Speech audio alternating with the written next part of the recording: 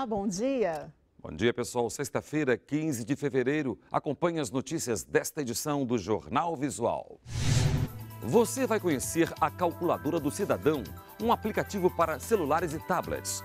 Um projeto que quer melhorar a comunicação entre pessoas surdas e ouvintes. E hoje é dia de você saber tudo o que acontece no mundo. O Jornal Visual começa agora. O único em rede nacional que você assiste em Libras. De cada 100 escolas brasileiras, apenas 27 têm uma biblioteca à disposição dos alunos. A situação é preocupante, tanto na rede pública quanto na particular. Mas como eu já estava velho... Desde cedo, Caio foi estimulado a mergulhar no mundo encantado dos livros. O gosto pela leitura deu tão certo que ele ganhou o título de leitor do ano na escola. Que tipo de livro assim você gosta mais? De livro de história em quadrinhos. Você lê muita história em quadrinho? Eu não leio mais porque eu já li todas na biblioteca da Turma da Mônica. Caio e os colegas de turma pertencem a um grupo de privilegiados. De acordo com o último censo escolar, mais de 70% das escolas brasileiras não têm biblioteca. As regiões Norte e Nordeste são as mais carentes. No Maranhão, de cada 100 colégios, apenas 6 dispõem de infraestrutura para leitura e empréstimo de livros. Uma lei federal determina que toda instituição de ensino tenha ao menos um livro por aluno. Para cumprir essa norma, será necessário construir 130 mil bibliotecas nas redes pública e privada de todo o país até 2020. Se faltam bibliotecas dentro das escolas, fora delas a situação também é delicada. Em São Luís, a maior biblioteca pública do estado fechou para reforma em novembro de 2010. A obra deveria ter sido concluída em 2011, mas até agora não foi entregue. Segundo esta pedagoga, garantir o acesso de um estudante a uma biblioteca faz toda a diferença na formação dele. Criança, até mesmo adulto que lê mais, ele fala melhor, ele escreve melhor, pensa melhor.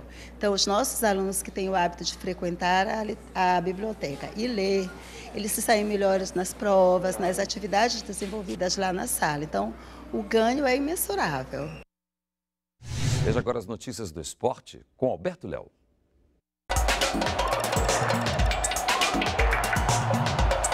Bom dia.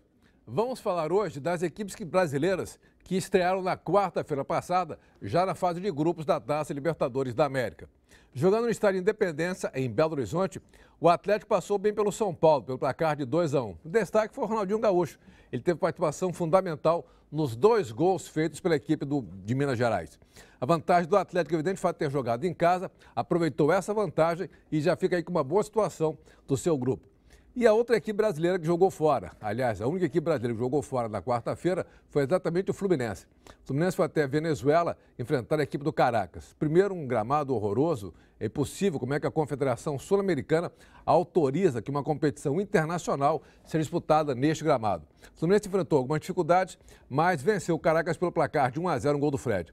Fundamental é você começar uma competição dessa com uma vitória, ainda mais jogando fora de casa.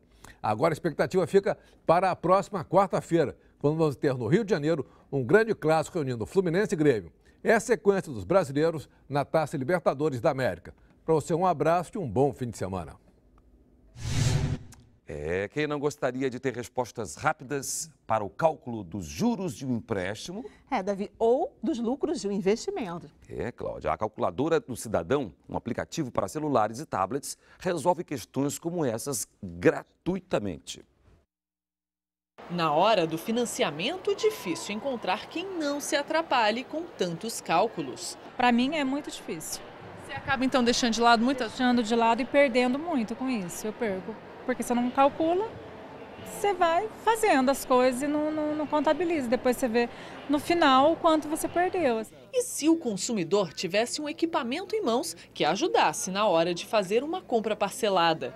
O Banco Central tem um aplicativo que calcula juros de financiamento, investimentos e também atualiza valores de acordo com vários índices econômicos. Levamos a calculadora para a rua e mesmo quem nunca tinha visto, gostou da ideia. 24 parcelas, taxa de juros mensal 1,70, bem tranquilo, achei bem interessante, eu usaria sim. Facilita, até porque as informações elas são passadas em caso de financiamento de forma bastante distorcida, em que a gente não tem real noção do juro que a gente paga. A calculadora do cidadão já existe há 14 anos, mas agora pode ser acessada de tablets e pelos smartphones, celulares com internet. Atualmente, 50 mil pessoas por mês entram no site do Banco Central para usar o aplicativo. No chamado BRICS, grupo econômico que reúne países emergentes, o Brasil está em terceiro lugar no percentual de usuários de smartphone, com 36% do total de aparelhos, atrás da Rússia e da China. Um dos criadores do aplicativo afirma que a praticidade do celular é uma das chaves do sucesso. Esse foi o primeiro pensamento que levou a gente a escolher ela. Quando você olhou, eu acho que tinha alguém comprando carro na época, alguma coisa assim, mas se eu tivesse lá e pudesse calcular, era melhor para mim. E o público pode esperar novas funções para a calculadora ainda este semestre. A principal delas é a possibilidade de converter o real para moeda estrangeira, usando uma cotação atualizada pelo Banco Central de meia em meia hora. E para baixar o aplicativo, o usuário deve acessar a página do Banco Central, www.bcb.gov.br e clicar no destaque da calculadora do cidadão.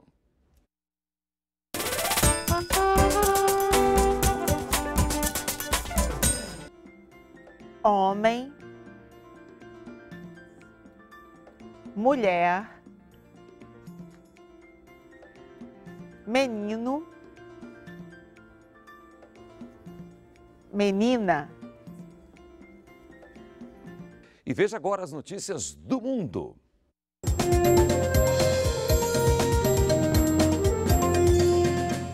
O Papa Bento XVI surpreendeu o mundo esta semana ao anunciar que vai deixar o comando da igreja no dia 28 de fevereiro. É a primeira vez em quase 600 anos que um Papa renuncia. Bento XVI afirmou ter tomado a decisão depois de refletir diante de Deus por conta da idade avançada e pelo bem da igreja. Ele tem 85 anos e disse não possuir mais a energia necessária para continuar na função. O Vaticano revelou que o pontífice carrega um marca-passo no coração há 10 anos. Depois de ter anunciado a renúncia, o Papa celebrou sua última missa na quarta-feira de cinzas e foi muito aplaudido pelos fiéis. Na homilia, criticou o que chamou de divisões do corpo eclesiástico, que, segundo ele, desfiguram a igreja. A escolha do novo Papa deve começar por volta do dia 15 de março e uma definição é esperada até a Páscoa.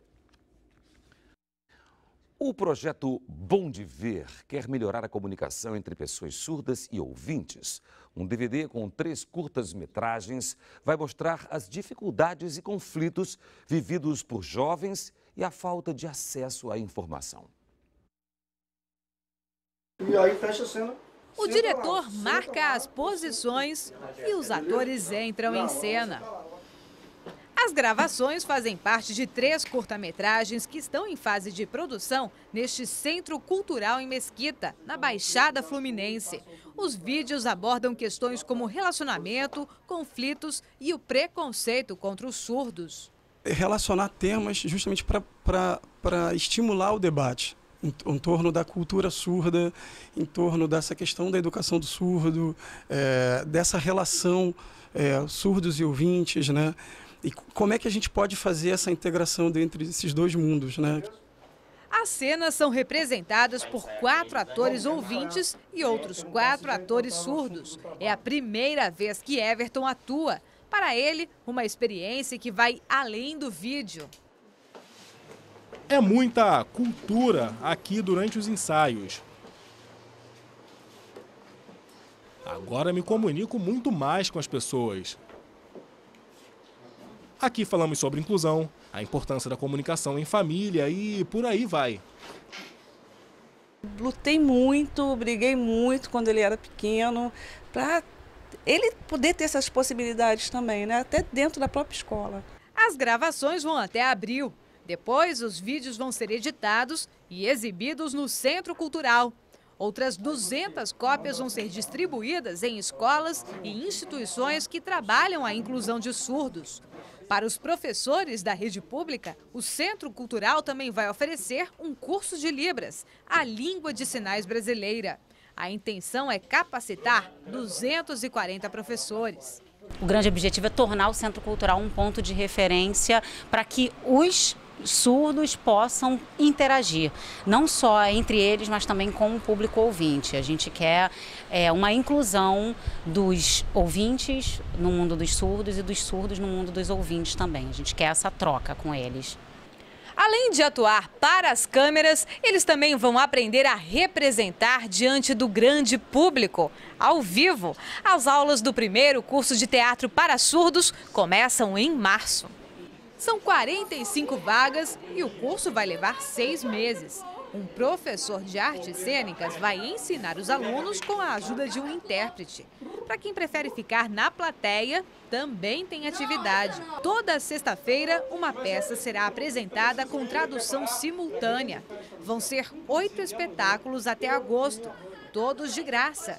Depois de assistir a um pedacinho do ensaio, Suelen já quis reservar lugar na estreia. Acho que teatro é muito engraçado, é muito legal. Eu me divirto muito, rio bastante.